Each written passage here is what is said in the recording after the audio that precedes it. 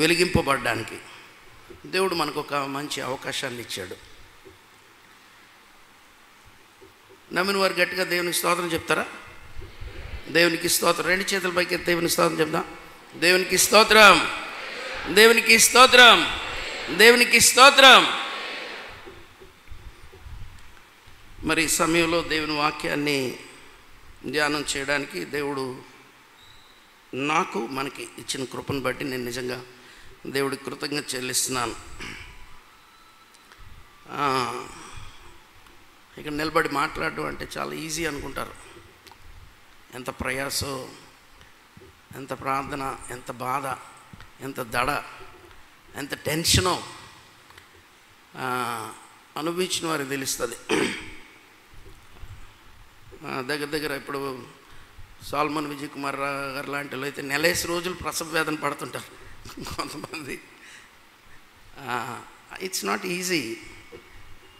మనం చాలా ఈజీగా దాన్ని తీసుకుంటాం. ఇంత కష్టపడి వాక్యాన్ని మనకు అందిస్తున్నప్పుడు శ్రద్ధగా విని చాలాసార్లు వాక్యాన్ని నా కొరకు, నా ఆత్మీయ క్షేమం కొరకు అన్నట్టుగా ఆలోచిస్తే మనకు ఆశీర్వాదకరంగా ఉంటుంది. కొన్ని మాటలు మాట్లాడుతున్నప్పుడు ఇది నాకు కాదు, పలానా వాళ్ళకి అనుకుంటాం. అందువల్ల అది మన మీద నుంచి స్కిడ్ అయిపోతూ ఉంటుంది, దాటి వెళ్ళిపోద్ది. మన జీవితాల్లో అది పెద్దగా ఫలించదు. బ్యాక్ వినబడుతుందా అండి? డాక్టర్ గారు వినబడుతుందా? అంటే లాస్ట్ వీక్ బ్యాక్ వినబడలేదు. అందరికీ వినబడుతుందా లేదు చెప్పండి. Swarupa, can you hear? Okay, praise God. మరి ఈ సమయంలో ఇంత సౌండ్ సిస్టమ్ ఇన్ని లక్షలు పెట్టింది ఎందుకంటే ఈ వాక్యం మీ వద్దకు రీచ్ అవ్వడానికే. అదే మెయిన్ మోటో. ఇక్కడున్న అరేంజ్మెంట్స్ అన్నీ కూడా మీ అందరికీ వినబడాలి, వాక్యం చేత దీవించబడాలి. మీరు ఆలోచించండి, ఇప్పుడు మనం పాడిన పాటలు, వాయించిన వాయిద్యాలు, చదివిన ఈ ఉత్తర ప్రత్యుత్తరాలు ఇవన్నీ ఎలాంటివి అంటే మీరు భోజనానికి వెళ్ళినప్పుడు సూపు స్టార్టర్ లాంటివి. మెయిన్ కోర్సు దేవుని వాక్యమే. దాని కొరకే మనం కొన్నిసార్లు స్టార్టర్స్ ఎక్కువ తీసుకోరు, ఎందుకంటే మెయిన్ కోర్స్ కొరకు కదా. మెయిన్ కోర్స్ మిస్ అయిపోతామేమో అని. నేను దుబాయ్ వెళ్ళినప్పుడు ఒక హోటల్కి నా స్నేహితుడు తీసుకెళ్ళాడు. వెరీ బిగ్ హోటల్ అది. మేము 5 వెళ్ళాం, ₹1,00,000 బిల్ అయింది. అంటే మీరు ఆలోచించండి ఎలాంటి హోటల్. వెళ్ళిన తర్వాత స్టార్టర్స్ పెట్టారు, స్టార్టర్స్ తీసుకున్నాం, అయిపోయింది. మెయిన్ కోర్స్ అన్నాడు. ఇంకేం మెయిన్ కోర్స్ రా, ఇప్పుడు అయింది ఏం కోర్స్ అన్నాను. ఇది స్టార్టర్స్ అన్నాడు. నా పని అయిపోయింది, మెయిన్ కోర్సు లేదు, ఏ కోర్సు లేదన్నాను. మనం తినే పరిస్థితి ఉండదు, తినలేకపోయాను. కాబట్టి వాక్యం మనల్ని బ్రతికించేది. మొన్న బైబిల్ సొసైటీ ఆఫ్ ఇండియా వారు ఇక్కడ జనరల్ బాడీ చేసినప్పుడు వాక్యం చెప్పమన్నప్పుడు నేను దాని కొరకు వాక్యం ఏం చేస్తుంది మన జీవితాల్లో అన్నది నేను కొద్దిగా స్టడీ చేసి దాని గురించి కొన్ని మాటలు చెప్పడం జరిగింది. వాక్యం మనల్ని ఏం చేస్తుంది, వాక్యం ద్వారా ఒకని నడత, నేనంతా ఇంట్రడక్షన్ అంతా ఇవ్వను. వాక్యం ద్వారా మన నడత, మన ప్రవర్తన, మన జీవితం. నడక అంటే ఏంటంటే మన జీవిత విధానం. పోయిన వారం పాస్టర్ గారు చెప్పినట్టున్నారు, సమయం పోనీక సద్వినియోగం చేసుకొనొచ్చు, అజ్ఞానుల వలె కాక జ్ఞానుల వలె నడుచుకొనుడి అంటే అర్థం ఏంటంటే దాన్ని ఏమంటారంటే ఆర్డర్ యువర్ లైఫ్. మీ జీవితాన్ని ఒక ఆర్డర్లో పెట్టుకోండి అని అర్థం. నడక అంటే అర్థం ఈ జీవితాన్ని, మన యొక్క బ్రతుకును, మన నడతను శుద్ధి చేసేది ఏంటంటే మన వే ఆఫ్ లైఫ్ని దేవుని వాక్యం శుద్ధి చేస్తూ ఉంది. అలాగే 10వ వచనంలో 119వ కీర్తన 10వ వచనంలో పాపము చేయకున్నట్లు మనల్ని వాక్యం ఏం చేస్తుందంటే మనల్ని ఆపుతుంది. మీకు ఎవరికన్నా అనుభవం ఉందో లేదో నాకు తెలీదు. మీరు ఎప్పుడైనా సరే దేవుని బిడ్డలుగా ఉండి పాపం అంటే చాలా రకాలు ఉన్నాయి. మీరు ఏ పాపం చేసినా, ఏ తప్పు చేసినా, తప్పు చేసే ముందు మీకు ఎక్కడి నుంచో ఒక దగ్గర నుంచి ఒక స్వరం వినబడుతుంది. ఎవరి ద్వారా? మీ చెవులోనూ మీకు రాయబడిన మాటో, మీరు ఎవరినన్నా తిట్టాలి కొట్టాలి అనుకున్నప్పుడు కూడా మీరు కొట్టడానికి వెళ్ళే ముందు, తిట్టడానికి వెళ్ళే ముందు ఎవరో ఒకరి ద్వారా మీకు దేవుని వాక్యం వినబడుతుంది. బట్ మనకున్న కోపంలో దాన్ని ఇలా పక్కన పెట్టేస్తాం, తోసేస్తాం. ఎప్పుడూ కూడా దేవుడు మనల్ని వార్న్ చేయకుండా ఉండడు.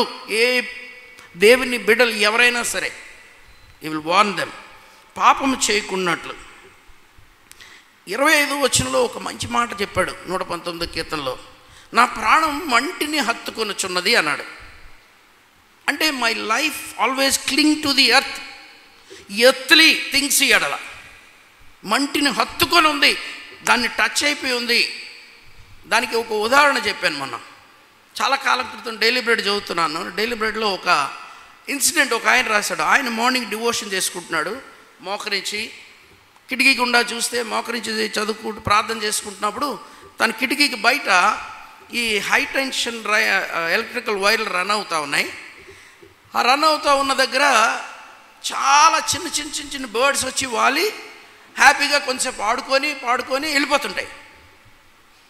ఈయనకి సడన్గా ఆలోచన వచ్చిందంట, ఇవి వెరీ హై టెన్షన్ వైర్లు కదా, ఈ బర్డ్స్ వచ్చి కూర్చొని ఎలాగ వెళ్ళిపోతున్నాయి, అదే నేను కానీ వెళ్తే ఐ విల్ బి ఎలక్ట్రిక్యూటెడ్ కదా, నిమిషాల్లో చచ్చిపోతాం కదా మనిషి ఎవరైనా, ఎందుకు ఈ పెట్రోల్కి ఏమవట్లేదు, మనకెందుకు ఇలాగ అవుతుంది అని ఆలోచన చేసినప్పుడు అవి ఎప్పుడూ కూడా అప్వర్డ్ ఉంటాయి, డౌన్వర్డ్ ఉండవు.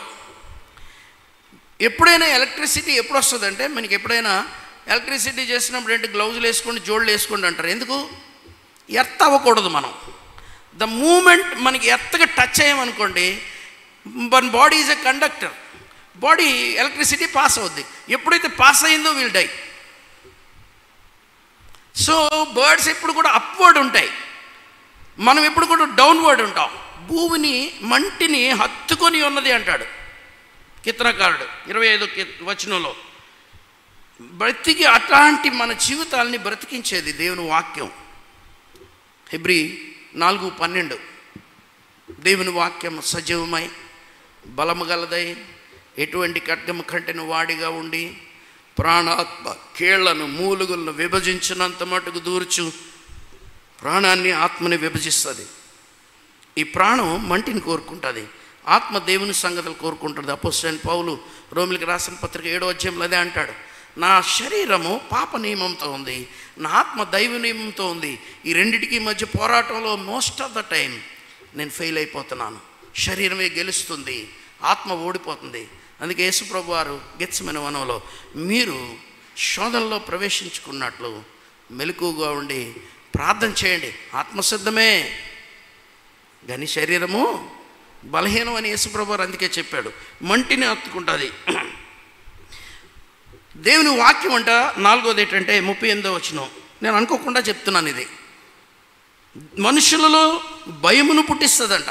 దేవుని ఎడల భయాన్ని పుట్టిస్తుంది దేవుని వాక్యం.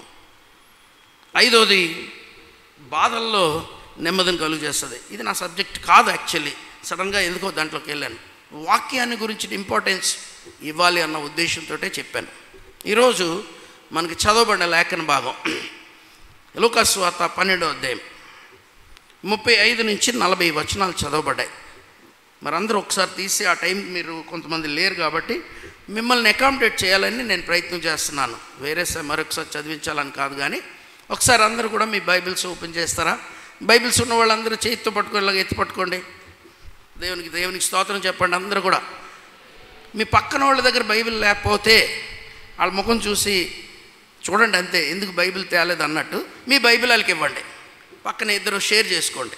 ఓకే, చాలామంది బైబిల్ ఎత్తి పట్టుకుంటారు, ఓపెన్ చేయరు. ఓపెన్ చేయండి. లూకా సువార్త 12వ అధ్యాయం 35 నుంచి 40 వరకు చదువుతారా? గట్టిగా సౌండ్ పెట్టండి.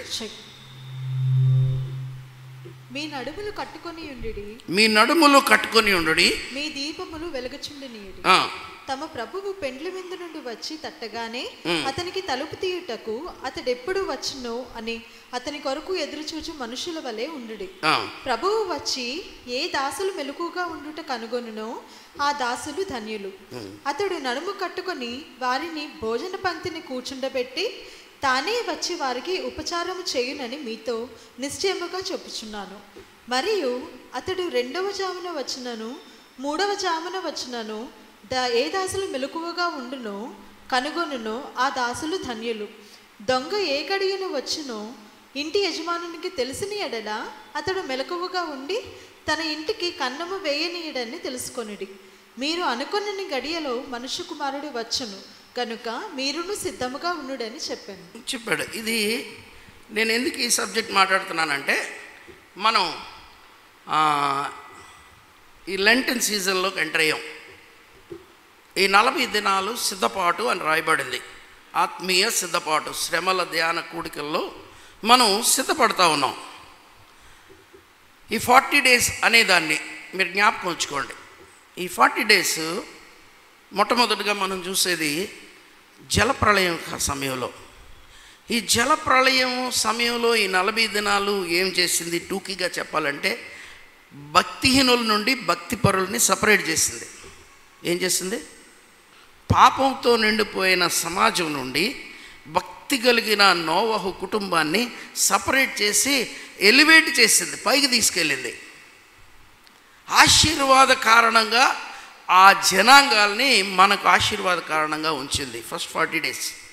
సెకండ్ మనం చూస్తే మోజెస్ టైంలో 40 days ఏదంటే మానవుని జీవిత విధానం కొరకు లా ఇవ్వబడింది.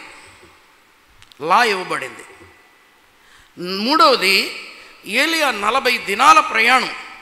పరిచర్యలో అలసిపోయాను అనుకుంటూ ఉంటే, భయంతో దిగులుతో ఏమి నేను చేస్తుంటే నాకు మరణం సంత్రాత్వం అయిపోయిందని భయపడిపోతున్న మానవునికి ఆదరణ ఇవ్వడానికి, బలాన్ని ఇవ్వడానికి, మ్యాంటల్ని ట్రాన్స్ఫర్ చేయడానికి 40 దినాలు హీ హ్యాస్ టు ట్రావెల్, ప్రయాణం చేశాడు.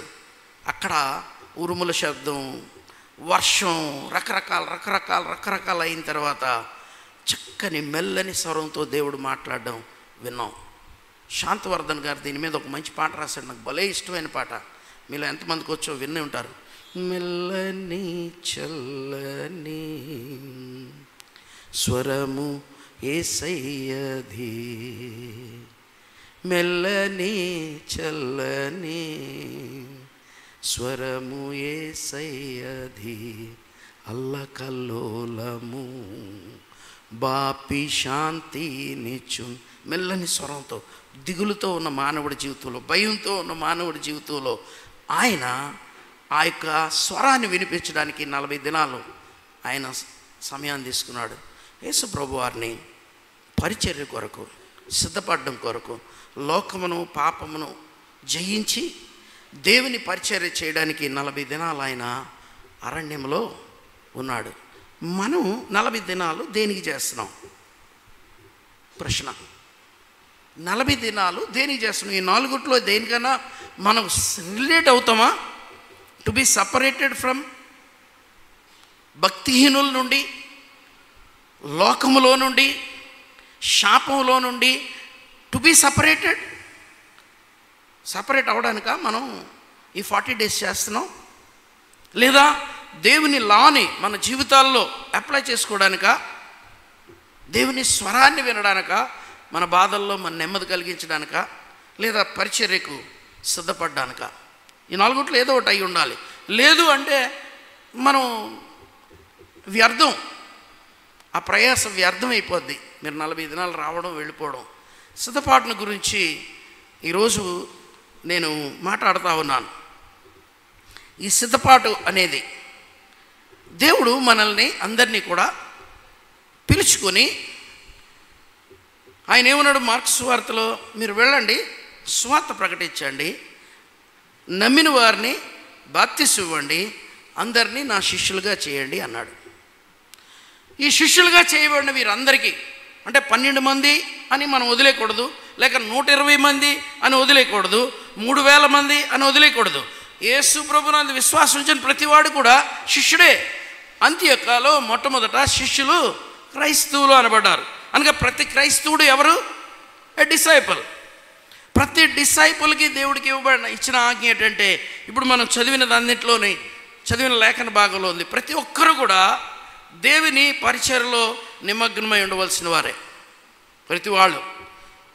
పేతురు రాస్తూ 9వ వచనం 2వ అధ్యాయంలో అంటాడు, చీకట్లో నుండి ఆశ్చర్యమైన తన వెలుగులోనికి పిలిచిన వాని గుణాతిశయములు ప్రచురము చేయి నిమిత్తం రాజులైన యాజక సమూహం, మనమందరమే కూడా దేవుని పని కొరకు మనం పిలబడ్డాం. మనందరమే రక్షింపబడిన ప్రతి ఒక్క వ్యక్తి జాబ్ ఏంటంటే, రక్షణ లేని వారిని గురించి విచారించవలసిన బాధ్యత మన మీద ఉందంతే. ఒకవేళ లేకపోతే మన రక్షణ విషయంలో మనం డౌట్ పడాలి. Am I really saved? నువ్వు రక్షింపబడితే రక్షణ లేని వాని గురించిన చింత నీలో కలగట్లేదు అంటే నీ రక్షణ విషయంలో నువ్వు డౌట్ పడాలి. మరి దేని మీదన్నా నీకు ఆలోచనలు పెరిగాయి అనుకోండి, మరి దేని కొరకన్నా నువ్వు ప్రయాసపడుతున్నావు అనుకోండి, నీ రక్షణ విషయంలో నువ్వు డౌట్ పడాలి. జ్ఞాపకం ఉంచుకోండి. ఈ లేఖన భాగాన్ని నేను ధ్యానం చేయడానికి కారణం ఏంటంటే, రాత్రంతా నేను ప్రయాసపడ్డాను. ఒక ప్రశ్న, ఆ ప్రశ్న నన్ను ఈ సబ్జెక్ట్ అంతటిని చదవడానికి, ధ్యానించడానికి, బోధించడానికి నన్ను పురుకొల్పింది. అదేం ప్రశ్న అంటే, ఒకసారి తీద్దాం. ఆదికాండం 4వ అధ్యాయం. ఆదికాండం, జెనసిస్ 4th చాప్టర్ 9వ వచనం. యెహోవా ఏమన్నాడంటే, కయీనును అడుగుతా ఉన్నాడు, నీ తమ్ముడైన హేబేలు ఎక్కడున్నాడని కయీనును అడుగగా, అతడు నేను ఎరుగను. ఈ మాట జ్ఞాపకం ఉంచుకోండి. నేను ఎరుగను అన్నది అండర్లైన్ చేసుకోండి. I do not know. నిజంగా తెలీదా?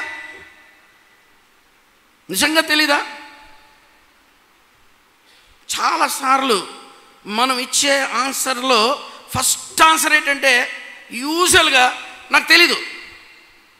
సింపుల్, గొడవ తేలిపోద్ది. మా ఇంట్లో ఎక్కువ ఈ గొడవ అవుతుంటుంది. ఏదైనా అడగగానే ముందు సేఫ్ సైడ్కి, నాకు అసలు ఇవ్వలేదు, నాకు తెలియదు, అసలు ఎక్కడ ఎప్పుడు అసలు వినలేదండి సబ్జెక్ట్ అంటుంటారు. ఎందుకు? సేఫ్ సైడ్, తిడతానేమో అని. నాకు తెలియదు అంటే గొడవ పోయిందనమాట. ఫస్ట్ యాక్చువల్గా ఆలోచించండి, కయీనుకి హేబేలు గురించి తెలుసా తెలీదా? చెప్పండి, గట్టి చెప్పండి అందరూ. ఇప్పుడు అబద్ధం ఆడాడా, నిజం చెప్పాడా? రెండో ప్రశ్న దేవుడిని అడుగుతున్నాడు. చూడండి ఇప్పుడు ఏం ప్రశ్న అడుగుతున్నాడు దేవుణ్ణి. నా తమ్మునికి నేను కావలవాడినా? రెండో ప్రశ్న. మొదటిది ఏమన్నాడు? ఐ డు నాట్ నో అని అడిగి అంటున్నాడు, నేను నా తమ్ముడికి ఏమైనా కావలవాడినా? దయచేసి గమనించండి, దేవుడు రక్షింపబడిన ప్రతి ఒక్క వ్యక్తి జీవితాన్ని ఆయన ఒక కావలివానిగా నిన్ను నన్ను పెట్టాడు. అందులో తిరగలేదు. అందులో దీన్ని తప్పించుకొని వెళ్ళడానికి లేదు. ఒకసారి చూద్దాం. ఎఫెసీయులకు రాసిన పత్రిక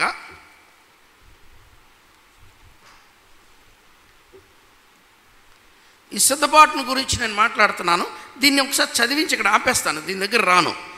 అది ఏంటో అన్నది మీకు తర్వాత చెప్తాను. చూడండి, 5వ అధ్యాయం 10వ వచనం నుంచి 6వ అధ్యాయం 10వ వచనం నుంచి తుదకు ప్రభు యొక్క మహాశక్తిని బట్టి బలవంతులై ఉండుడి. మీరు అపవాది తంత్రములను ఎదిరించుటకు శక్తిమంతులగునట్లు దేవుడిచ్చి సర్వాంగ కవచమును ధరించుకొనుడి. ఏలయనగా మనము పోరాడినది శరీరులతో కాదు గాని ప్రధానులతోనూ అధికారులతోనూ ప్రస్తుత అంధకార సంబంధులకు లోకనాథులతోనూ ఆకాశ మండలమందున్న దురాత్మల సమూహములతోనూ పోరాడుచున్నాము. అందుచేతను మీరు ఆపత్తిని మందు వారిని ఎదిరించుటకును సమస్తమును నెరవేర్చిన వారై నిలవబడుటకును శక్తిమంతులగునట్లు అన్నాడు. ఇప్పుడు మన సిద్ధపాటు దేని కొరకు? సమస్తమును నెరవేర్చి నిలవబడుటకు శక్తిమంతులగునట్లు. దాన్ని అలాగుంచండి అక్కడ పక్కనే. ఇప్పుడు దేవుని వాక్యం మన జీవితాల్లో ఏం చెప్తుంది అన్నదాన్ని మనం ఒకసారి చూద్దాం. ఒకసారి యెషయా గ్రంథం 21వ అధ్యాయం 6వ వచనం చదువుదాం.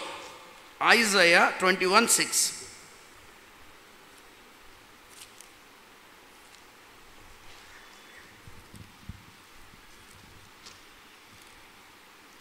నీవు వెళ్ళి కావలివాని నియమింపుము. నీవు వెళ్ళి కావలివాని నియమింపుము. 11వ వచనం కూడా చదువుదాం. ధూమాను గూర్చిన దేవోక్తి. కావలివాడా, రాత్రి ఎంత వేళైనది? రాత్రి ఎంత వేళైనది? ఇది ఒక మంచి ప్రశ్న. మీరు జ్ఞాపకం ఉంచుకోండి. కావలివాడిని అడిగేది ఇంకో ప్రశ్న ఏంటి తెలుసా? టైం ఎంత అయింది అంటే మార్నింగ్కి దగ్గర అయిపోయామా, ఇంకా మిడ్ నైట్లో ఉన్నామా? కావలివాడిని టైం అడుగుతారు, మర్చిపోవద్దు. కావలివాడే టైం చెప్తాడు. అమ్మో మార్నింగ్ అయిపోతుందండి అనే సంగతి తెలియజేయవలసింది వాడే. తర్వాత కావలివాడా, రాత్రి ఎంత వేళైనది అని ఒకడు సేయూరులో నుండి కేకలు వేసి నన్ను అడుగుచున్నాడు. కావలివాడు ఉదయమునగును రాత్రియునగును మీరు విచారింపు గోరిన ఎడల విచారించుడి, మరలా రండి అనుచున్నాడు. చూడండి, ఇక్కడ కావలివాడిని గురించి యెషయా ప్రవక్త ద్వారా ఇశ్రాయేలీలైన తన ప్రజలకు మాట్లాడుతూ ఉన్నాడు. తన ప్రజలతో మాట్లాడుతున్నాడు. కావలివాడిని గురించి మాట్లాడుతూ ఉన్నాడు. 21వ అధ్యాయము 11వ వచనం 12వ వచనంలో కూడా 6వ వచనం ముందు చదివాం మనం. ఫస్ట్ 6వ వచనం చదువుదాం. 21:6. నీవు వెళ్ళి నియమింపుము, అతడు తనకు కనబడు దానిని తెలియజేయవలెను. జత జతలుగా వచ్చి రౌతులను వరుసలుగా వచ్చి గాడిదలను వరుసలు కావచ్చు ఒంటెలను అతనికి కనబడగా అతడు బహు జాగ్రత్తగా చెవియొగ్గి నిదానించి చూచి సింహము గర్జించినట్లు కేకలు వేసి, నా ఏలినవాడా, పగటి వేళ నేను నిత్యమును కావలి బురుజు మీద నిలుచుచున్నాను, రాత్రి అంతయు కావలి కాచుచున్నాను. ఇదిగో జత జతలుగా రౌతుల దండు వచ్చుచున్నది అని చెప్పాను. బాబేలు కూలెను, ఇదిగో శత్రువు వస్తున్నాడు. కావలివాడు దేనికి నియమించబడతాడంటే శత్రువు రావడాన్ని చూచి ప్రజలకు వివరించాలి, ప్రజలకు హెచ్చరించాలి, ప్రజల్ని సిద్ధపరచాలి. ఇది కావలివాని యొక్క పని. ఈ కావలివాడు ఆ యొక్క రాత్రంతా మెలకువగా ఉండి శత్రువు వచ్చి పట్టణాన్ని దోచుకుంటాడేమో, నాశనం చేస్తాడో అని వాడు చూస్తూ ఉండాలి. ఆపద్దినమందు వాని యొక్క తంత్రాలకు మీరు లొంగిపోకుండానట్లు మీరు సిద్ధంగా ఉండి వాడిని ఎదిరించుటకు శక్తిమంతులగునట్లు మెలకువగా ఉండి సిద్ధపడి ఉండండి. ఇందాక నేను చెప్పిన మాట యేసు ప్రభువు వారు అదే మాట చెప్పారు. ఆయన గెత్సెమనే వనంలో ఆయన శిష్యులతో ప్రార్థన చేయడానికి వెళ్ళినప్పుడు వచ్చి పేతురు, యోహాను, యాకోబులు చూసి, నిద్రపోతున్నారా? ఇగో మీరు శోధనలో ప్రవేశించుకున్నట్లు మెలకువగా ఉండి ప్రార్థన చేయండి. ఆత్మసిద్ధమే కానీ శరీరము బలహీనం. ఎందుకో తెలుసా అండి, అంతకుముందే ఆ ఇన్సిడెంట్కి ముందు సంభాషణలో పేతురు ఒక మాట అన్నాడు, ప్రభువా, ఎవడు నిన్ను విడిచినా నేను నిన్ను విడవను, నీతో మరణమైనా సరే నేను నీతో ఉంటాను కానీ నిన్ను విడవను అన్నాడు. అందరు వెళ్ళిపోయినా నేను మాత్రం వెళ్ళిపోను అన్నాడు. ఆ కాంటెక్స్ట్ని జ్ఞాపకం చేసుకుని పేతురుతో అంటున్నాడు, ఆత్మసిద్ధమే, నీకు జీవించాలి, నాతో మరణించాలని ఆశ అయితే ఉంది, కానీ తీరా మరణం వస్తే నువ్వు ఎలా నిలబడతావు? చిన్నపిల్ల వచ్చి నువ్వు వేస్తూ కూడా ఉన్నవాడు అంటే ఆడేవడో నాకు తెలియదు అనేసాడు. ఈరోజు అనేకులు అలాంటి పరిస్థితిలోనే ఉన్నారు. జ్ఞాపకం చేసుకుందాం, అసలు బైబిల్ ఏం చెప్తుంది? ఈ యొక్క వాచ్మ్యాన్ కావలివాడు అంటే వాచ్మ్యాన్ గురించి ఏం చెప్తుందంటే, ఒక వ్యక్తి కనిపెట్టేవాడు. రెండోది అంటే కనిపెట్టడమే కాదు, రెండు రకాలు కనిపెట్టడం. అంటే శత్రువు వస్తున్నాడని చూడడం. స్పై అనే మాట దేనికి వాడతాం? స్పై. చూడండి, అక్కడున్న పరిస్థితులు ఏంటివి, శత్రువు యొక్క బలం ఎంత, మనకున్న బలహీనత ఎంత, ఆ శత్రువు ఎలాగ మనల్ని దాడి చేయబోతున్నాడు, ఏ రకంగా వచ్చి మనల్ని కొడతాడు, ఎటు నుంచి మనల్ని నాశనం చేస్తాడనేది కూడా కావలివాడు కనిపెట్టాలి. స్పై కూడా చేయాలి అతను. కనిపెట్టడమే కాదు, రావడం చూడడమే కాదు, ఎలాంటి ఆయుధాలతో వస్తున్నాడు? దావీదు నిలబడ్డాడు, కోట మీద కూర్చున్నాడు. కుమారుడు ఏమో యుద్ధం అవుతుంది అబ్షాలోంకి. యోవాబుకు చెప్పాడు, నా కుమారుడిని ఏమీ చేయొద్దు. సైన్యాధిపతులందరికీ చెప్పాడు, అభిషేక్ చెప్పాడు, అందరికీ చెప్పాడు. ఇంతలో ఈయన కూర్చొని వెయిట్ చేస్తున్నాడు, ఏమైందో యుద్ధాన్ని విందామని. అప్పుడు ఇంతలో కావలవాడిని అడిగాడు, ఏంట్రా అంటే, ఏమో సార్ గుర్రపు రౌతు కనబడుతుంది, ఒకడు పరిగెట్టుకొని వస్తున్నాడు సార్ అన్నాడు. పరిగెట్టుకొని వస్తుంటే దూరం నుంచి చూశాడనమాట. ఓకే, కొద్దిసేపు కూర్చోన్నాడు. ఇంకొద్ది దగ్గరికి వచ్చాక, ఎలా పరిగెడుతున్నాడంటే, బాగా స్పీడ్గా పరిగెడుతున్నాడు సార్ అన్నాడు. ఇంకోటిని అడిగాడు మళ్ళీ. ఇంకోటి ఏంటంటే, వాడు ఇలాగ పరిగెడుతున్నాడండి అన్నాడు. అయితే వీడు క్షేమ సమాచారం తెస్తున్నాడా, దుర్వార్త తెస్తున్నాడా అంటే, కావలవాడు ఆడి పరిగెత్తే విధానాన్ని చూసి ఏ సమాచారం తెస్తున్నాడో కూడా చెప్పగలిగిన స్థాయిలో ఉంటారు. కాబట్టి వాచ్మెన్ అనే పదం, ఈ కావలవాడు అనే పదం మనందరి జీవితాలకి in the Bible God's responsible for protecting towns and military installations from superior surprise enemy attacks and other potential dangers. నేను ఇప్పుడు చెప్పింది అదంతా. శత్రువు మన మీద దాడి చేసి మనల్ని నాశనం చేయకుండానట్లు కావలవాడు ఏం చేయాలంటే అన్నిటినీ కనిపెట్టాలి. కాపరికి 2 పనులు ఉన్నాయి. ఒకటి ఏంటి, మేపడం. రెండోది కాయడం. చాలా చర్చెస్లో ఇది ఫెయిల్ అవుతుంది. ఏంటో తెలుసా అండి, మేపుతున్నారు కానీ కాయట్లేదు. చర్చిలో ఎలాంటి డేంజర్లు జరుగుతున్నాయో, సండే స్కూల్లో ఏం జరుగుతుందో, స్త్రీలలో ఏం జరుగుతుందో, యూత్లో ఏం జరుగుతుందో, పెద్దల మధ్యలో ఏం జరుగుతుందో, గుడి బయట కూర్చున్న వాళ్ళు ఏం చేస్తున్నారో, గుంపులుగా కూర్చున్న వాళ్ళు ఏం చేస్తున్నారో, వీటిని ఎవరు పట్టించుకోరు. అది పట్టించుకోవాల్సిన బాధ్యత కాపరికి పెద్దలకి ఉంది. సడన్గా మీద పడినప్పుడు సంఘం అవమానం పాలవుతుంది. ఇప్పటికే చాలా డేంజర్లు చర్చిలో జరుగుతూ ఉన్నాయి. రీసెంట్గా నేను పెద్దలకి చెప్పాను, నేను ఈ విషయాలన్నీ. మీరు నోటీస్ చేయట్లేదు, పట్టించుకోవట్లేదు. జరగవలసిన కీడంతా జరిగిపోవలసి వచ్చింది, అయిపోతుంది, జాగ్రత్తగా ఉండండి. చర్చ్ డివైడ్ అవుతుంది. క్రీస్తు సంఘం ఇది, ఆయన స్వరక్తం ఇచ్చి కొనుక్కున్నాడు. మనుష్యుల స్వార్థ ప్రయోజనాలకి సంఘాన్ని పావుగా వాడుకుంటుంటారు, వాళ్ళ పేరు ప్రఖ్యాతుల కొరకు. చాలా జాగ్రత్తగా ఉండాలి. కావలవాని పని ఏంటంటే, మనుష్యుల్ని శత్రువు వచ్చినప్పుడు నాశనం చేయకుండా సిద్ధంగా వాడిని సిద్ధపరచడానికి. అందులో ఆపద్దినమందు అనే పదం వాడాను ఇందాక. ఆపద్దినం అంటే ఎండడే. నువ్వు ఎంత బ్రతికినా, ఎన్ని పనులు చేసినా, తీర ప్రభు వచ్చేటప్పటికి నీకు రివార్డ్ ఇవ్వాలనుకునే టైంకి నువ్వు ఏ స్థితిలో ఉన్నావు అన్నది ముఖ్యం. నువ్వు అంతకుముందు ఎన్ని గొప్ప కార్యాలు చేసావు అన్నది కాదు, నువ్వు ఎంత నీతిపరుడు అన్నది కాదు, ఎంత భక్తిపరుడు అన్నది కాదు, ఎన్ని ఆత్మలు సంపాదించావు అన్నది కాదు. తీర ప్రభు వచ్చే సమయానికి సంఘం ఎలాగుంది, విశ్వాసం ఎలాగున్నాడు, దీన్ని కావలి కాయవలసిన పని.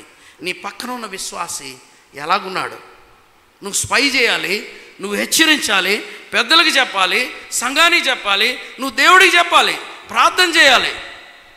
ఆఫ్రికాలో ఒక తెగ ఉంటుందంట. వాళ్ళు రెగ్యులర్గా every house they have a practice. వాళ్ళు బయటికి వెళ్ళి అడవిలోకి వెళ్ళి ప్రార్థన చేసుకొని వస్తారంట. ప్రార్థన చేసుకొని వచ్చి, అది ప్రతి ఒక్కరికి అలవాటు ఉందంట. ఎప్పుడైనా ఎవరి దారిలోనైనా గడ్డి మొలిచింది అంటే అర్థం ఏంటి, వాళ్ళు ఈ మధ్యకాలంలో ప్రార్థనకి వెళ్ళట్లేదు అని అర్థం అంట. అప్పుడు నైబర్ ఏం చెప్తాడంటే, there is grass on your path అని చెప్తాడంట. ఏమంటాడు, there is grass on your path అంటే అర్థం ఏంటి, నువ్వు ఈ మధ్య ప్రార్థన మానేసావు, బైబిల్ చదవడం మానేసావు, నువ్వు దేవుని పనులు మానేసావు, చాలా చాలా చాలా విషయాల్లో ఉన్నావు అని చెప్పడం. There is a grass on your path. మనల్ని హెచ్చరించడానికి, మనల్ని సిద్ధపరచడానికి దేవుడు కావలివారిగా మనల్ని, మన కొరకు, మనం ఇతరుల కొరకు కావలివారిగా ఉన్నామన్న సంగతి మర్చిపోవద్దు. పాత నిబంధన గ్రంథంలో మనం చూస్తూ ఉంటాం.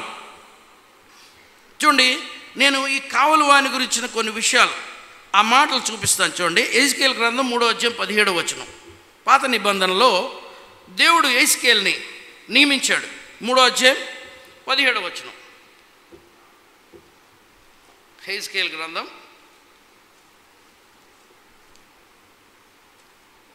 ఇర్మియా తర్వాత ఏసుకెళ్ళబో వెతుకుతున్నారు.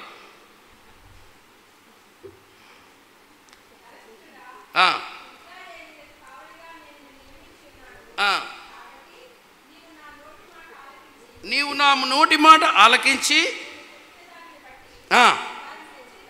వారికి హెచ్చరిక చేయము. నీవు మరణమవుదు అని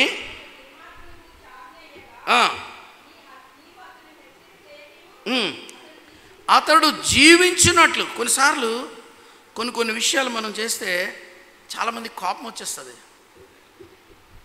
మనం సరిచేస్తున్నాం, వాళ్ళని పాపంలో నుండి బయటికి తీసుకొస్తున్నాం అని అనుకోరు. నాశనానికి వెళ్ళిపోతున్నాం, వాళ్ళని ఆపుతున్నాం అని అనుకోరు. మా మార్గానికి అడ్డొచ్చారు అనుకుంటారు. ఏ మార్గానికి? ఎక్కిపోతున్నాం మెట్లు ఎక్కడికో వెళ్ళిపోతున్నాం అనుకుంటారు. ఎక్కడికి వెళ్ళిపోతున్నారు? మెట్లు అక్కడికి వెళ్ళిపోతున్నారు, తెలియక వెళ్ళిపోతున్నారు. వాళ్ళంటి వారిని ఆపవలసిన బాధ్యత ఉంది మనందరి మీద. హెచ్చరించవలసిన బాధ్యత కాపరికి, పెద్దలకి, విశ్వాసులకి ఉంది అన్న సంగతిని జ్ఞాపకం చేస్తున్నాడు. చూడండి 33వ అధ్యాయం 2వ వచనం చూడండి. అదే 33:2.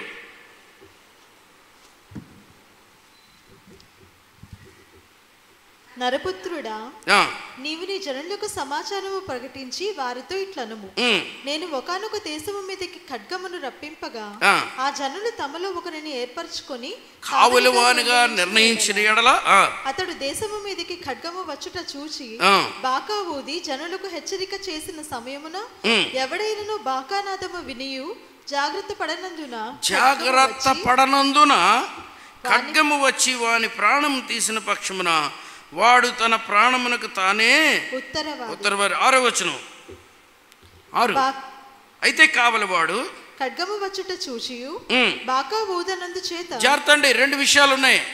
వాడు వినకపోతే వాడు చచ్చిపోతాడు, వదిలేయండి. బాకా ఊదకపోతే జనులు అజాగ్రత్తగా ఉండుటయు ఖడ్గము వచ్చి వారిలో ఒకని ప్రాణము తీయటయు తటస్థించిన ఎడల వాడు తన దోషమును బట్టి పట్టుబడినను నేను కావలివాని యొద్ద వాని ప్రాణమును గూర్చి విచారణ చేయుదును.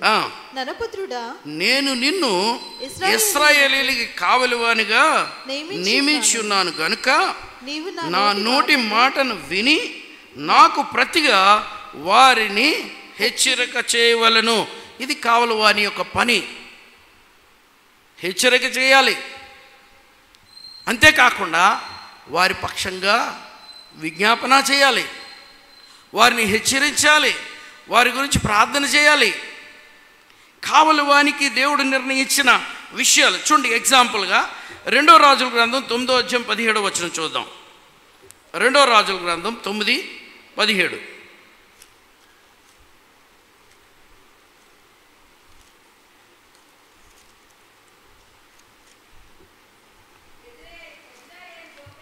ఇజ్రాయేలు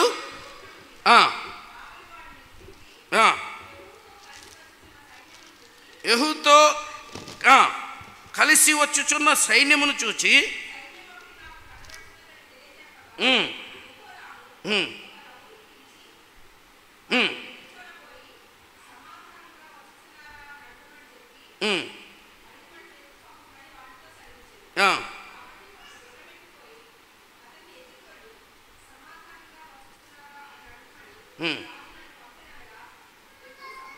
క్షేమంతో నీకేం పని, నువ్వు నా వెనుకకు తిరిగి రమ్మని వానితో చెప్పగా ఆ కావలవాడు పంపబడిన వాడు వారిని కలుసుకొని కానీ తిరిగి రాక నిలిచినని సమాచారం తెలిపాను.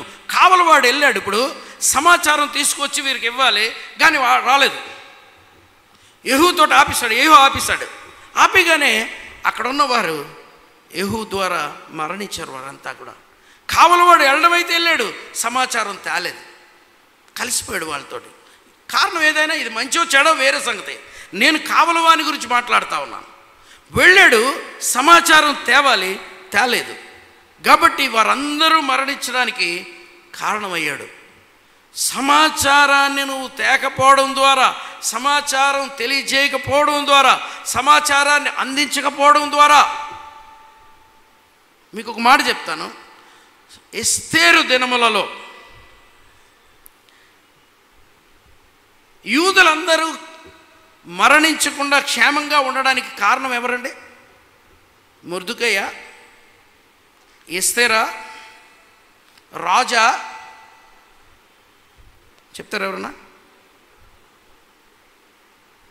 చెప్పండి. ఎనీబడి?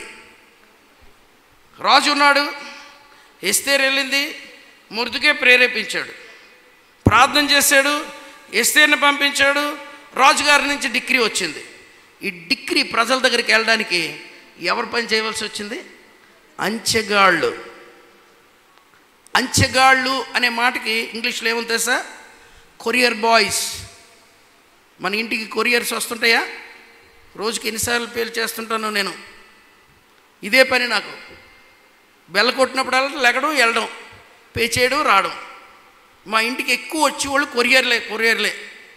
మనుషులు రావట్లేదు, ప్రార్థనకి ఎవరు రావట్లేదు. వీళ్ళ వల్ల మీరు ఆలోచించండి, 127 సంస్థానాల్లో టైం తక్కువ ఉంది. ఎస్తేరు, మొర్దుకై తొందర పెట్టాడు వాళ్ళని. ఇన్ టైంగా రీచ్ అవ్వకపోతే యూదులందరూ ఒక్క దినాన్నే, ఆ 14th డే అందరూ చచ్చిపోయి ఉండవలసింది. అంచెగాళ్ళు నిద్రపోకుండా పరుగులెత్తి ఈ వార్త 127 సంస్థానాలు అందించారు. కాబట్టి 127 సంస్థానాల్లో ఉన్న యూదులు క్షేమంగా ఉన్నారు. ఇప్పుడు బాధ్యత ఎవరి మీద ఉంది? రాజు మీద, ఎస్తేరు మీద, మొర్దుకై మీద. అందరికన్నా మించిన బాధ్యత ఎవరి మీద ఉంది? కొరియర్, అంచెగాళ్ళ మీద ఉంది. దేవుడు నిన్ను నన్ను ఒక అంచెగాడిగా ఎంచుకున్నాడు, అంచెగాడిగా పిలిచాడు. మన పని ఈ వార్త లోకానికి అందించాలి. ఆ మధ్యకాలంలో ఎవరు అంటారు, కోకోకోలా లేటుగా వచ్చింది కానీ ప్రపంచం అంతా వ్యాపించింది. చాలా ప్రొడక్ట్స్ లేటుగా వచ్చాయి కానీ ప్రపంచం అంతా వెళ్ళిపోయింది. ఒక్క భారతదేశానికే 1st సెంచరీలో సువార్త అంతమించబడింది. యూరప్కి వెళ్ళా, అమెరికాకి వెళ్ళలేదు. అమెరికాకి చాలా లేటుగా వెళ్ళింది. అమెరికా కనుగొన్నదే ఎప్పుడు, ఆ కనుగొన్న తర్వాత వెళ్ళింది సువార్త. యూరప్కి కూడా చాలా లేటుగా వెళ్ళింది. మొన్నే ఎవరు ఎడ్వర్డ్ విలియమ్స్ చెప్తున్నాడు, 1st సెంచరీలో వచ్చింది, 430లోనే ఎప్పుడో వెళ్ళింది అంటాడు. ఇది యూరప్కి 1500 దాటిపోయిన తర్వాత అమెరికాకి వెళ్ళింది. కానీ సువార్త భారతదేశంలో ఇంకా మనుషుల దగ్గర రీచ్ అవ్వడానికి కారణం ఏంటంటే, సువార్త ప్రకటించేవాళ్ళు, హెచ్చరించేవాళ్ళు లేరు. దానివల్ల ఏమవుతుందంటే, వాడు తిరిగి రాకపోవడం వల్ల వాళ్ళందరూ చనిపోయారు. చూడండి, యెషయా గ్రంథం 5వ అధ్యాయం 1 నుంచి 2 వచనాలు చూద్దాం. యెషయా గ్రంథం 5వ అధ్యాయం. నా ప్రియుని గురించి పాడదను వినుడి. అతని ద్రాక్ష తోటను బట్టి నాకు ఇష్టడైన వాని గూర్చి పాడదను వినుడి. సత్తువు భూమి గల కొండ మీద నా ప్రియునికి ఒక ద్రాక్ష తోట ఉండెను. ఆయన దాన్ని బాగుగా త్రవ్వి రాళ్లను ఏరి అందులో శ్రేష్టమైన ద్రాక్ష త్రిగాలను నాటించాను. దాని మధ్యను బురుజు ఒకటి వేయించి ద్రాక్ష తొట్టిని తొలిపించను. ద్రాక్ష పండు ఫలింపవలనని ఎదురు చూచుండెను గాని అది కారు ద్రాక్షలు కాచెను. కావున యెరూషలేము నివాసులారా, యూదావారులారా, నా ద్రాక్ష తోట విషయము నాకు న్యాయము తీర్చవలెనని మేము వేడుకొనుచున్నాను. నేను నా ద్రాక్ష తోటను చేసిన దానికంటే మరేమి దానికి చేయగలను? అది ద్రాక్ష పండ్లు కాయనని నేను కనిపెట్టినప్పుడు అది కారు ద్రాక్షలు కాయుటకు కారణమేమి? ఆలోచించుడి. ఒక్క నిమిషం అన్నాను. ఇప్పుడు ఇవేంటంటే, ఈ కావలి వాచ్మెన్ ఒక్క కోటగోడలే కాదు, పొలం పంటను కూడా కాపలా కాయాలి. బురుజు వేసి కావలవాన్ని నియమించి పంట పాడవకుండా ఉండడానికి కూడా వాచ్మెన్ ఉంటాడు. వీడు ఏం కాపాడుతాడు? ఏ శత్రువు ఎవరు? పంటను పాడు చేసే శత్రువు ఎవరండి? చెప్పండి, ఎవరు? గుంటనక్కలు. అవి చాలా చిన్నవే కానీ చాలా మంచిగా అందంగా కనబడతాయి, కానీ తెలియకుండానే పంటను నాశనం చేసేస్తాయి. కావలివాడు గుంటనక్కలను జాగ్రత్తగా కనిపెట్టాలి. ఈరోజు బయట నుంచి థ్రెట్ రావట్లేదు సంఘానికి. సంఘాలు పాడవడానికి కారణం సంఘంలో ఉన్న విశ్వాసులే. ఈరోజు మన యొక్క క్రైస్తత్వం ఇంతగా చెడిపోవడానికి కారణం ఆన్లైన్లోను, మీడియంలోను, మాధ్యమంలోను, టీవీల్లోనూ సువార్త ప్రకటిస్తున్నారు అనుకునే సేవకుల ద్వారానే ఇంత ఘోరం జరుగుతూ ఉంది. ఒక ఆయన అడుగుతున్నాడు, నువ్వు నన్ను ప్రేమిస్తే పేరు పెట్టి మీ అందరూ డబ్బులు ఇవ్వండి. దాని మీదేమో ఒక పోస్టర్, దాని మీదేమో 100 లైక్లు, 1 డిస్లైక్లు, దాని మీద కామెంట్లు. ఈయన అంటాడు నన్ను ప్రేమిస్తే. ఇప్పుడు వస్తుంది, అన్నిట్లో కూడా ఉంది, మీరు చూసారో లేదో. అడుక్కునే స్థితి. ఈ పరిస్థితులన్నీ పాడైపోయి, పాడు చేసేది ఎవరు అని అంటే విశ్వాసులే. సంఘంలో మనకి తెలియకుండా చాలా చూడండి, దాన్ని ఏమంటారు, వెలుగుదూత వేషం వేసుకొని, అబ్బో వీళ్ళంత మంచివాళ్ళు లేరు, వీళ్ళ తర్వాతే నెక్స్ట్ ఇంకెవరు లేరు వీళ్ళు దాంట్లో వాళ్ళు అనుకుంటున్నాం. కానీ వాళ్ళకి కొద్ది రోజులు ఏదన్నా ఇచ్చిన తర్వాత చూస్తే వాళ్ళకి అర్థమవుతుంది వాళ్ళ ఒరిజినల్ రంగు ఏంటన్నది. ఎంత నాశనాన్ని చేయబోతున్నారో సంఘాలని, ఎంత కీడు చేయబోతున్నారో సంఘాలని తెలియట్లేదు. వారు అనుకుంటున్నారు మంచి చేస్తాం అనుకుంటున్నారు. ఈ గుంటనక్కల్ని జాగ్రత్తగా ఏర్పట్టుకోండి. కావలివాడా, బీ కేర్ఫుల్.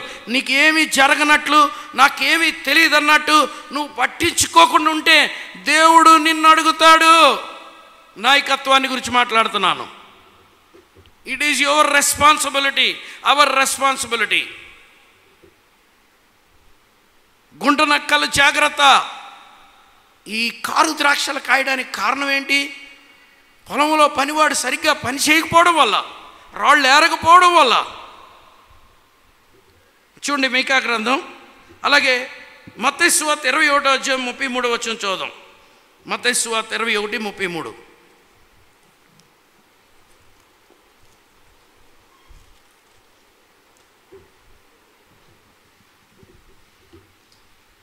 మరి యొక్క ఉపమానం ఇంటి యజమానుడు ఒకడు ఉండేను. అతడు ద్రాక్ష తోట నాటించి దాని చుట్టూ కంచి వేయించి అందులో ద్రాక్ష తోట తొలిపించి గోపురం కట్టించి కాపులకు దానికి ఇచ్చి దేశాంతరం పోయాను.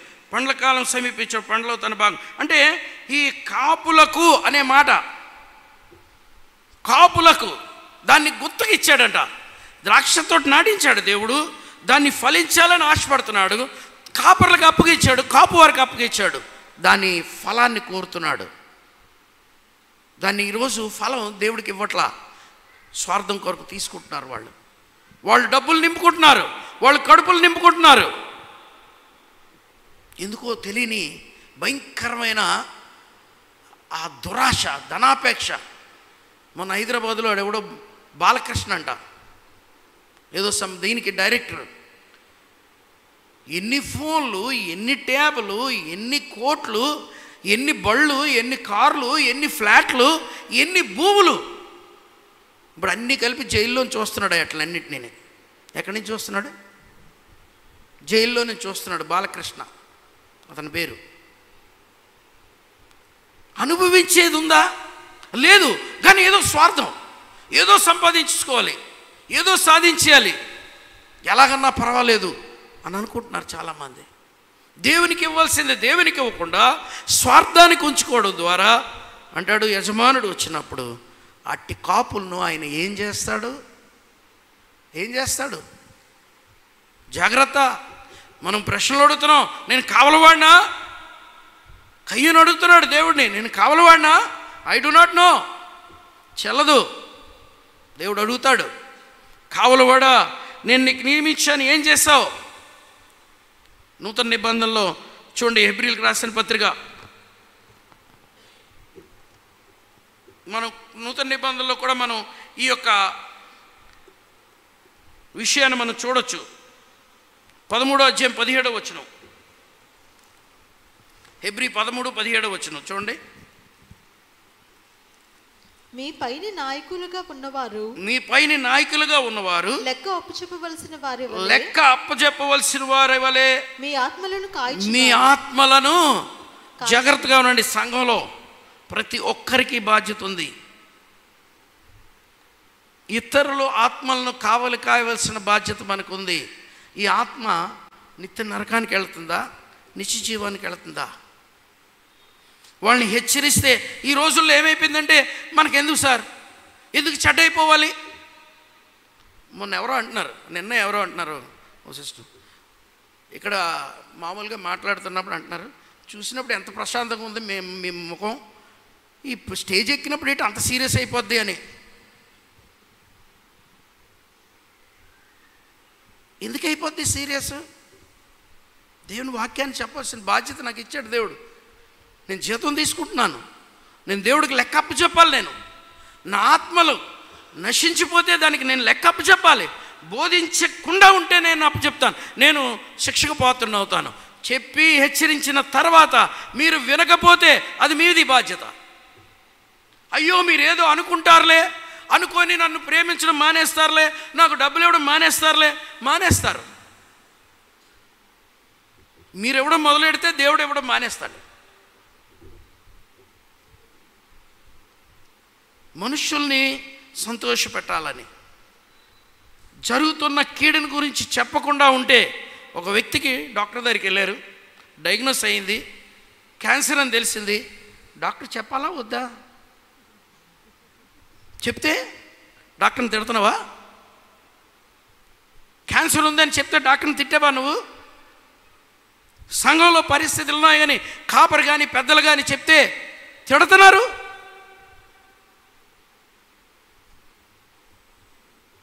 హెచ్చరిక చేయవలసిన బాధ్యత నాయకులకు ఉంది. ఆత్మలను కావలు కాయడానికి దేవుడు నిన్ను నన్ను పెట్టాడు. ఈ సంగతి మర్చిపోవద్దు. ఈ 40 దినాలు మనం చేసేది ఏంటంటే, ప్రభువా నాకు అప్పగిచ్చిన బాధ్యతను నువ్వు వచ్చినప్పుడు నెరవేర్చడం కొరకు నన్ను నేను సిద్ధపరచుకుంటాను. ప్రిపరేషన్. మనల్ని వ్యక్తిగతంగా నీ భార్య, నీ భర్త, నీ బిడ్డలు, నీ నైబర్స్, నీ బంధువులు నరకానికి వెళ్ళిపోతే దేవుడు నిన్ను అడుగుతాడు, రక్షింపబడి ఇన్ని సంవత్సరాలు దేవుని మందిరానికి వెళ్తున్నావు, నీ బిడ్డల సంగతి ఏంటి, నీ కుమార్తెల సంగతి ఏంటి, నీ అల్లుళ్ళ సంగతి ఏంటి, నీ కుమారుల సంగతి ఏంటి, నీ కోడళ్ళ సంగతి ఏంటి, నీ మనవరాళ్ళ సంగతి ఏంటి, వాళ్ళు ఎక్కడికి వెళ్తున్నారు? నువ్వు ఆనందిస్తున్నావు, నీ బిడ్డలు బాగానే ఉన్నారనుకుంటున్నావు, మంచి ఉద్యోగాలు చేస్తున్నారు అనుకుంటున్నావు, హై ర్యాంకుల్లో ఉంటున్నారు అనుకుంటున్నావు, నరకానికి వెళ్ళిపోతున్నారేమో, జాగ్రత్త. Be careful. నువ్వు ఆ విషయాన్ని పట్టించుకోవట్లేదు. బాగున్నారు అనుకుంటున్నావు, ఈ లోకంలో ఉన్నతమైన స్థానాల్లో ఉన్నారనుకుంటున్నావు. Where they are heading. రాత్రి నిత్యత్వాన్ని గురించి మన అధ్యక్షులు మాట్లాడారు. నిత్యత్వం, ఎటర్నిటీ. ఈ భూమి మీద కొద్ది కాలమే ఈ శరీరం ఉంటుంది, ఇది మొన్న అయిపోద్ది. దీని ఆత్మ నిత్యత్వంలో ఉంటుంది. అయితే నరకంలో కానీ లేక మోక్షంలో కానీ ఎక్కడ గడుపుతావు? అందుకే యేసుప్రభువారు ఉదాహరణ ఇచ్చాడు. ధనవంతుడు చనిపోయాడు, లాజరు చనిపోయాడు. ధనవంతుడు నరకంలో ఉన్నాడు, లాజరు దేవదూతల చేత కొనుపోబడి అబ్రహాం రొమ్మున ఉన్నాడు. అక్కడ ఒక నీటి బొట్టును వేయమన్నాడంటే అక్కడ నీరు సమృద్ధిగా ఉంది. ఇక్కడ నరకంలో యాతన పడుచున్నాడు, ఒక్క నీటి బొట్టు కూడా దొరకట్లా. మీరు నమ్ముతారా? భయంకరమైన కరోనా సమయం.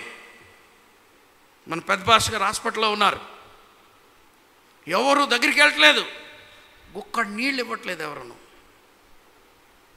ఆయన ఫోన్ చేశారు నాకు, ఫోన్ చేసి నేను చచ్చిపోతున్నాను, నాకు ఒక్క నీళ్ళు ఇప్పించగలవా అని అడిగారు.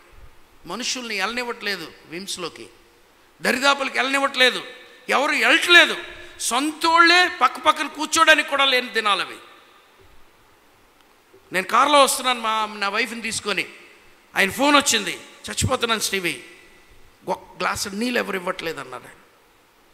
అంటే నేను ఆగాను హెచ్బి కాలనీ బస్ స్టాప్ దగ్గర, కెన్లీ బాటిల్స్ కొన్నాను. సెక్రటరీ గారికి ఫోన్ చేశాను. సెక్రటరీ గారు వాస్తవం చెప్తున్నాను ఇక్కడ. సెక్రటరీ గారు బికాజ్ హీ లవ్స్ మీ, ఆయన ఏమన్నాడు తెలుసా, ఇంటికి వెళ్ళిపో, ఎక్స్ట్రాలు చేయొద్దు అన్నాడు. ఇంటికి వెళ్ళిపో, ఎందుకు అలాంటి పిచ్చి పనులు చేస్తున్నావు? నిజమే, వాస్తవం, అది వాస్తవం, ఆయన చెప్పిందే వాస్తవం. కానీ నా మనసు కొట్టుకుంది. నోనో ఒక గ్లాసు నీళ్ళు ఇమ్మంటే ఇవ్వలేనంత దౌర్భాగ్య స్థితిలో ఉన్నావా? డాక్టర్ శోభా గారికి ఫోన్ చేశాను, అమ్మగారు ఎక్కడున్నారు, ఏ వార్డు అంటే పలానా వార్డు నెంబర్ చెప్పారు. ఆవిడ హాస్పిటల్లోకి వెళ్ళనివ్వట్లేదు. వాళ్ళని బతిమలాడాను, ఏమండి గ్లాసు నీళ్ళు ఇచ్చేసి వచ్చేస్తాను. ఆ వాచ్మ్యాన్ అన్నాడు బేగి వెళ్ళిసిరండి అన్నాడు. వార్డుకి వెళ్ళాను, ఆ నర్సు వచ్చింది, ఆవిడకి చెప్పాను, ఈ నెంబర్ అమ్మా, మీరు వెళ్ళిపోండి సార్ అక్కడ పెట్టేసి. వెళ్ళను, నువ్వు ఇచ్చాను అన్న మాట నాకు చెప్పు, నేను ఫోన్ చేస్తాను అన్నాను. ఆమె ఇచ్చి వచ్చిన తర్వాత ఫోన్ చేసాక వచ్చాను. నరకంలో ఆ నీళ్లు కూడా దొరకవు. ఈరోజు ఎవరో ఒకళ్ళు అందించేవాళ్ళు ఉన్నారు ఇక్కడ. ఎక్కడికి ప్రయాణం చేస్తున్నాం? మనల్ని దేవుడు లెక్క అడుగుతాడు, తీర్పు తీరుస్తాడు. నిన్ను నన్ను కావలవాడిగా పెట్టాడు అన్న సంగతి మర్చిపోతున్నాం. మన పనుల్లోనే మనం ఉండిపోతున్నాం. చూడండి, ఎహెజ్కేలు గ్రంథం 37వ అధ్యాయం 7వ వచనం, 33వ అధ్యాయం 7వ వచనం చదవండి. ఇందా మనం చదివి ఆపాం. 33:7. నరపుత్రుడా, నేను నిన్ను ఇశ్రాయేలుకు కావలవానిగా నియమించున్నాను కనుక నీవు నా నోటి మాటను విని నాకు ప్రతిగా వారిని హెచ్చరిక చేయవలను. దుర్మార్గుడా, నీవు నిశ్చయముగా బ్రదర్ కాదు, సిస్టర్ కాదు, ఏమనమన్నాడు? దుర్మార్గుడా, నీవు నిశ్చయముగా మరణం పొందుదు అని దుర్మార్గునికి నేను సెలవీగా అతడు తన దుర్మార్గతను విడిచి జాగ్రత్త పడినట్లు ఆ దుర్మార్గునికి నా మాట తెలియజేయని పక్షమున ఆ దుర్మార్గుడు తన దోషం నోటి మరణమునందును కానీ అతని ప్రాణమును వచ్చి నిన్ను విచారణ చేయదును. అయితే ఆ దుర్మార్గుడు తన దుర్మార్గత విడువలనని నీవు అతను హెచ్చరిక చేయగా అతడు తన దుర్మార్గతను విడువని ఎడల అతడు తన దోషం బట్టి మరణం పొందును కానీ నువ్వు ప్రాణమును దక్కించుకుంటావు. జాగ్రత్త. మన జీవితాల్లో దేవుడు మనకు అప్పగిచ్చాడు. మీకు ఈ కాంటెక్స్ట్ నేను చెప్పుకుంటూ నేను ఎందుకు ఈ విషయాలన్నీ ప్రిపేర్ అయ్యానో తెలుసండి. మీకు ఒక విషయం సంగమా జ్ఞాపకం చేసుకుంటున్నాను. ప్రతి ఒక్కరు విత్ ఇన్ షార్ట్ టైం మనకి గుళ్ళు ఉండవు, మనం ఇలా కలిసి కూర్చోకపోవచ్చు. మనం అందరిమీ మన ఫెయిత్ గురించి అయితే అటన్నా ఇటన్నా నిలబడవలసి వస్తుంది. నిలబడితే జైల్లోకి వెళ్ళవలసిన పరిస్థితి వస్తుంది. గుడులు మూవి పెడతాయి. అస్సాం గవర్నమెంట్ ఆల్రెడీ 15 రోజుల్లో ఇచ్చింది. ఈ డ్రెస్సులు వేసుకోవడానికి వీల్లేదు. నేను వరల్డ్ ఫేమస్ రిచెస్ట్ మ్యాన్ ఒక మాట చెప్తున్నాడు, within short time India is going to become a Hindutva country. 80% పీపుల్ని ప్రెసిడెంట్ గారు, ప్రైమ్ మినిస్టర్ గారు తన వైపు ఆకర్షించుకోగలిగాడు. మారణ హోమాలు జరగబోతున్నాయి, రక్తం ఏర్లై పారబోతుంది అని చెప్పాడు ఆయన. నా దగ్గర ఉంది ఆ వీడియో, ఆయన చెప్పిన మాటలు. ఈరోజు నీకు ఇంకా అవకాశం ఉంది. నువ్వు చెప్పవలసింది ఏదన్నా ఉంటే, నువ్వు ప్రార్థన చేయవలసింది ఏదైనా ఉంటే, నువ్వు సిద్ధపడ్డా 40 రోజులు వస్తున్నావు. భారతదేశం క్షేమం కొరకు ప్రార్థన చేయవలసిన బాధ్యత నీ మీద, నా మీద ఉంది. నీ సహోదరులు, తోటి సహోదరులు మరణానికి వెళ్ళిపోతున్న వారి గురించి ప్రార్థన చేయవలసిన బాధ్యత నీకుంది. దేని కొరకు సిద్ధపడుతున్నావు నువ్వు? నేను ఈరోజు చెప్తున్నాను, QMB సంగమా, రాబోయే రోజుల్లో ఆ జరగబోయే విపత్తు మనం పోరాడింది ఆకాశ మండలంలోని శక్తులతో. They are very powerful. You cannot withstand unless you are strong enough. ఆపద్దినమందు, నేను అందుకే 6వ అధ్యాయం అక్కడ ఆపాను అన్నాను. నేను ఇదంతా నా సంఘం గురించి చెప్పినా ఇదంతా వదిలేయండి, పక్కన వదిలేయండి. మనందరి గురించి మనం కావాలి వారు. కానీ the Christian church is going to face a lot of persecution in the days to come. మన ఫెయిత్కి మీరు నమ్మండి, నేను పుల్పీట్ మీద నిలబడినే చెప్తున్నాను. ప్రభువా, ఆ దినంగానే వచ్చేస్తే నేను క్రైస్తవుడినని చెప్పుకునే ధైర్యం నాకు ఉంటుందా? I fear I'm telling you. నాకు ఆ భయం ఉంది. నేను నిలబడతానా? ఇప్పుడు కానీ మనం సిద్ధపడకపోతే, మేల్కోకపోతే, మనం హెచ్చరిక చేయకపోతే, మనం కలవకపోతే, ఇంకా మన పోట్లాటల్లోనే, మన గొడవల్లోనే, మన పవర్ గురించి పోరాటాల్లోనే ఉండిపోతే, నో, లెట్ us యునైట్. రండి, ఈ 40 days మనం సిద్ధపడదాం. దుష్టుడు చెలరేగిపోయే దినాల్లో ఉన్నాం. ఏం జరుగుతుందో తెలియని పరిస్థితులు మన చుట్టూ ఉన్నాయి. నువ్వు నిలబడతావో లేదో తెలియదు, నీ సహోదరుడు నిలబడతాడో లేదో తెలియదు. ఒకరినొకరు హెచ్చరించుకొని, ఒకరినొకరు బలపరుచుకొని, ఒకరికొకరు ప్రార్థన చేసుకోవాల్సిన సమయాలు ఇవి. గుంపులు గుంపులుగా తయారైపోవడానికి కాదు ఇది. Church must unite. ఇప్పుడు సంఘం ఒకటి మీద నిలబడాలి, ఒక దాని మీద నిలబడాలి. పౌలు కొరింథీ సంఘానికి రాస్తూ 9వ అధ్యాయం 16వ వచనంలో ఏం రాస్తున్నాడు చూడండి. కొరింథీలకు రాసిన మొదటి పత్రిక 9వ అధ్యాయం 16వ వచనం. నేను సువార్తను ప్రకటించుచున్నాను, నేను సువార్తను ప్రకటించున్నాను, నాకు అతిశయ కారణము లేదు.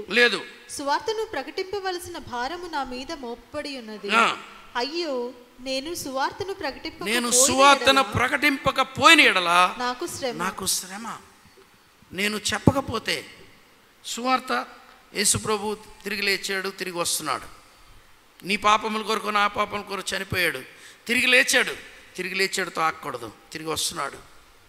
సిద్ధపడండి, మెలకుగా ఉండండి. ప్రభు వచ్చినప్పుడు ఏ దాసుడు సిద్ధపడి ఉండుట కనుగొన్నో, ఏ దాసుడు సిద్ధపడి ఉండుట కనుగొన్నో, ఏ దాసుడు ఆ యొక్క ఫలాన్ని అప్పగించునో ఆ దాసుడు. మనం సిద్ధపడవలసిన సమయం ఇది. ఈ 40 days బైబిల్ బోధించాలి అని సిద్ధపడదాం, పాటలు పాడాలని సిద్ధపడదాం, వాక్యం చెప్పాలని సిద్ధపడదాం. మనం సిద్ధపడదాం, ఇతరులను సిద్ధపరుద్దాం, హెచ్చరిద్దాం. మనల్ని కావలివాడిగా పెట్టాడు దేవుడు. We are all watchmens. మన చుట్టూ ఉన్న పరిస్థితులకు కావలిగాయాలి. అపవాది ఏం చేస్తాడో తెలియదు, దుష్టుడు ఏం చేస్తాడో తెలియదు, గుంటనక్కలు ఏం చేస్తాయో తెలియదు. కావలివాడిగా ఉండి, మెలకుగా ఉండి, వాటిని గమనిస్తూ వాటిని ఆపాలి. రెండోది, మనం ప్రార్థన చేయాలి. మనకు సాధ్యం కాదు, మన శక్తి సరిపోదు. మనం ప్రార్థన చేయాలి, ఉపవాసం ఉండి ప్రార్థన చేయాలి, కలిసి ప్రార్థన చేయాలి, గుంపులుగా ప్రార్థన చేయాలి. భారతదేశంలో రాబోయే ఎలక్షన్స్ కొరకు ప్రార్థన చేయవలసిన బాధ్యత మన మీద ఉంది. మన దేశం కొరకు ప్రార్థన చేయవలసిన బాధ్యత మన మీద ఉంది, మర్చిపోవద్దు. జనులు తమ్మును తాము తగ్గించుకొని తన పాపం విడిచిపెట్టి నా వైపు తిరిగిన యెడల నేను వారి దేశమును స్వస్థపరచుదును. కళ్ళ వంచండి, ప్రార్థన చేద్దాం.